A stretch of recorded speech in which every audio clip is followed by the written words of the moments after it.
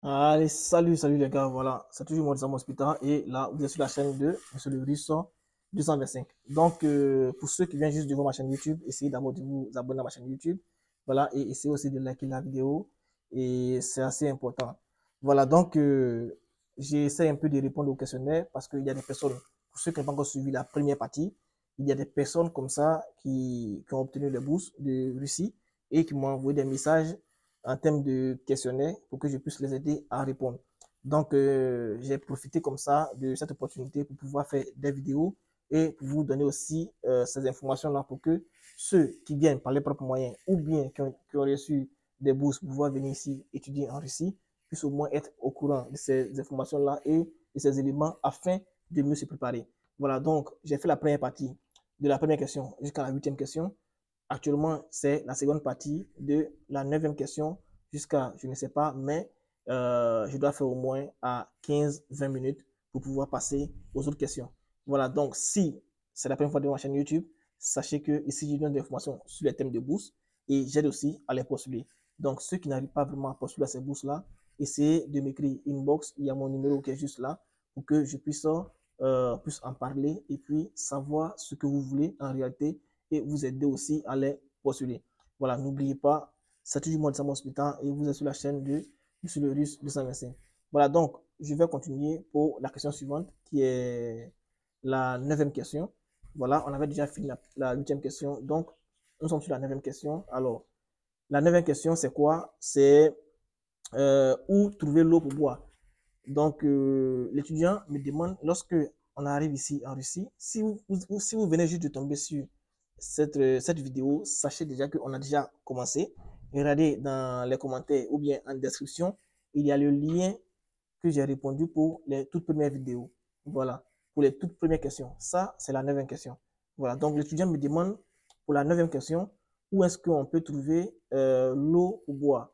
Ce que vous devez savoir, c'est quoi? C'est que la plupart des temps, le gouvernement russe a mis des fontaines, je ne dirais pas des fontaines, ici c'est des réservoirs d'eau, voilà, des réservoirs d'eau potable qui sont un peu dans les coins de rue.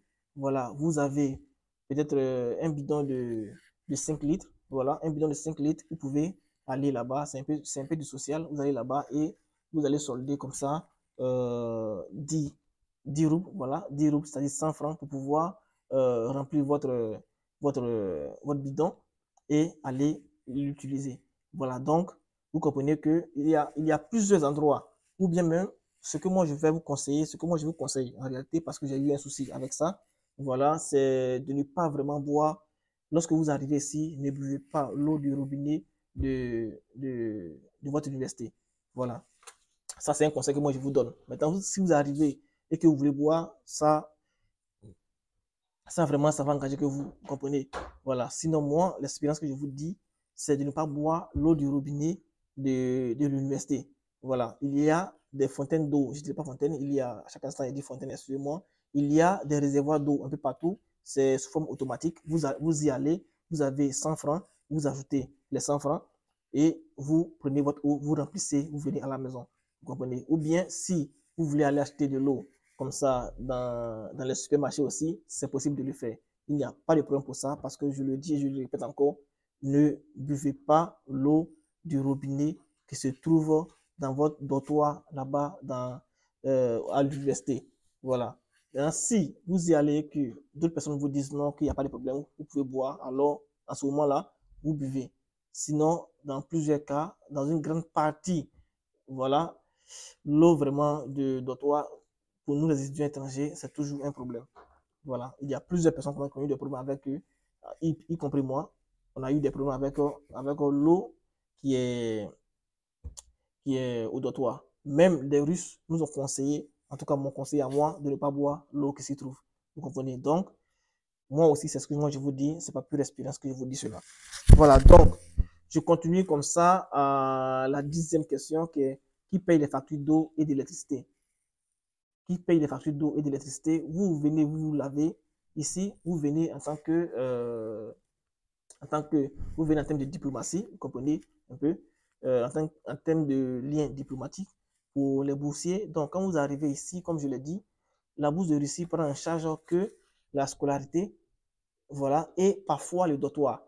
Par exemple, si vous êtes à Samara, ceux qui sont boursiers, il y a d'autres qui ne sortent pas, et il y a d'autres aussi qui sortent la moitié, parce que vous êtes boursier. Par exemple, si vous êtes boursier, si vous n'êtes pas boursier, vous allez solder peut-être à 8 000 francs CFA. 8 000 francs CFA chaque fin du mois. Vous voyez, 8 000 francs CFA chaque fin du mois. Mais si vous êtes boursier, vous soldez à 4 000 francs CFA chaque fin du mois. Vous voyez un peu. Donc, le thème de bourse a réduit votre élément à moitié. Vous voyez un peu. Maintenant, je crois que la question c'est quoi? La question c'est est-ce que vous soldez l'eau et l'électricité? Maintenant, lorsque vous soldez seulement les 4 000 francs CFA, vous ne soldez plus l'eau et l'électricité. Voilà, donc moi je considère que tout ça, ça fait partie des 4 000 francs CFA. Et pour celui qui n'est pas boursier aussi, paye 8 000 francs CFA. Donc je considère que ça fait partie des 8 000 francs CFA parce que ici, en réalité, même ceux qui vivent dans les appartements et tout ça, vraiment, je vais dire, si on a trop payé le mois, l'électricité, c'est peut-être 3 000 francs CFA. Si j'ai trop payé le mois, si moi j'ai trop payé le mois, l'électricité, c'est 3 000 francs CFA. Si j'ai trop payé le mois en termes d'eau, peut-être c'est 2 000 francs CFA. Vous comprenez? Donc, moi, je considère que pour les étudiants aussi, 8 000 francs CFA, c'est y compris et la chambre, et l'eau, et l'électricité. Voilà, donc, ne vous inquiétez pas pour ça, c'est pas assez élevé. Ok, donc, les cuisines, 11e question, 11e question. Les cuisines des dortoirs sont équipées de marmites ou autres ustensiles de cuisine. Les cuisines les cuisines, lorsque vous arrivez dans une université, vous-même vous apportez vos éléments. Donc, dans un premier instant, lorsque vous arrivez ici en Russie, pour l'étudiant qui arrive ici en Russie, dans un premier temps, lorsque vous arrivez déjà, vous allez dans un supermarché, vous achetez quelques marmites et tout, pour pouvoir préparer. Et moi-même, je ne vous conseille pas d'utiliser des marmites qui sont déjà sur place. Voilà, c'est assez important. Essayez vous-même de prendre votre marmite et puis venir. Je n'ai pas dit de transporter des marmites du pays. Ici, vous pouvez trouver des marmites et des ustensiles de cuisine assez moins chers. Vous comprenez? Donc, c'est assez important. Prenez cela et puis voilà, essayez euh, de l'utiliser. Acheter et utiliser. N'utilisez pas des marmites qui sont déjà sur place. Voilà, ça, c'est un conseil aussi que je vous donne. Ok, donc je passe à la 12e question. Comment envoyer et recevoir de l'argent de l'Amérique vers la Russie, de, de l'Afrique d'abord vers la Russie? Comment est-ce qu'on fait pour envoyer de l'argent de l'Afrique vers la Russie? Je vous ai dit de faire quoi? D'utiliser euh, l'application qui est connue, voilà, que je vous montre, ça fait au moins 2 jours, 3 jours. Il y a une application qui est connue, qui est là. Je vais mettre le lien aussi en commentaire toujours. Vous utilisez l'application, voilà, et l'application, dans un premier temps, vous vous inscrivez. Et lorsque vous finissez de vous inscrire, vous allez maintenant essayer de faire quoi? De mettre des éléments.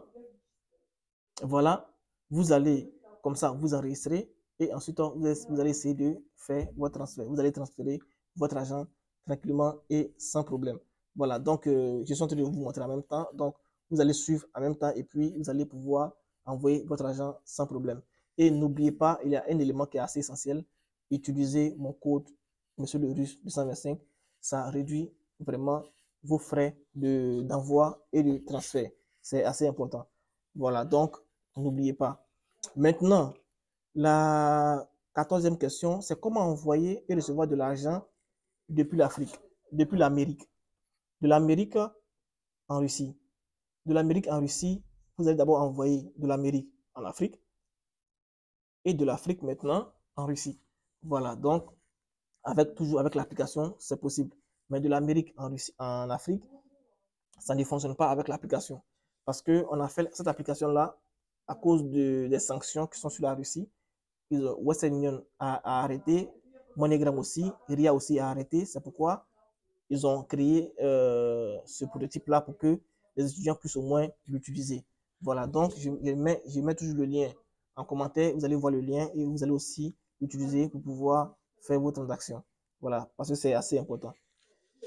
Ok, donc je passe à la 15e question qui est combien coûte une puce de communication et un abonnement ici en Russie? Dans un premier temps, lorsque vous allez arriver peut-être à l'aéroport, voilà, une puce, lorsque vous allez arriver à l'aéroport, directement, vous allez voir directement des personnes qui vendent des puces, voilà, des vendeurs ambulants qui vendent des puces. et vous allez utiliser cette puce-là. Cette puce-là, c'est une puce qui est un peu moins chère. Dans un premier temps, c'est un peu moins cher. Ce sont des promotions pour les étudiants étrangers. C'est un peu moins cher. Vous l'utilisez pour appeler vos parents pour vous dire que vous êtes arrivé. Mais après, vous ne pouvez plus utiliser cette puce-là. Donc, une fois que vous rentrez, vous allez aller à l'agence et prendre une puce. Les puces ici, c'est pas vraiment coûteux. C'est presque gratuit. Voilà. Donc, vous allez prendre la puce, vous allez vous enregistrer et puis vous allez pouvoir l'utiliser. Mais dans plusieurs cas, on n'appelle pas directement avec la puce, c'est toujours sur WhatsApp, voilà, et puis les services sociaux qu'on appelle depuis l'Afrique, comprenez, d'ici en Afrique. Maintenant, ce qui concerne les abonnements ici, les abonnements réseau, Internet, connexion, si vous êtes peut-être au dortoir, à l'université, vous allez voir que ça, ils vont venir vous présenter cela et que vous allez prendre le débit que vous voulez, mais la plupart du temps, tous les étudiants prennent au moins 250 ou 350 le mois, voilà, avec un bon débit de 100 mégabits par seconde. Donc, c'est un bon débit, donc c'est pas un problème pour ça. Voilà, donc c'est un peu ça. Alors, cette fois-ci, je vais partir là et puis je vais faire une vidéo tout à l'heure pour la troisième partie. Donc, à plus les gars.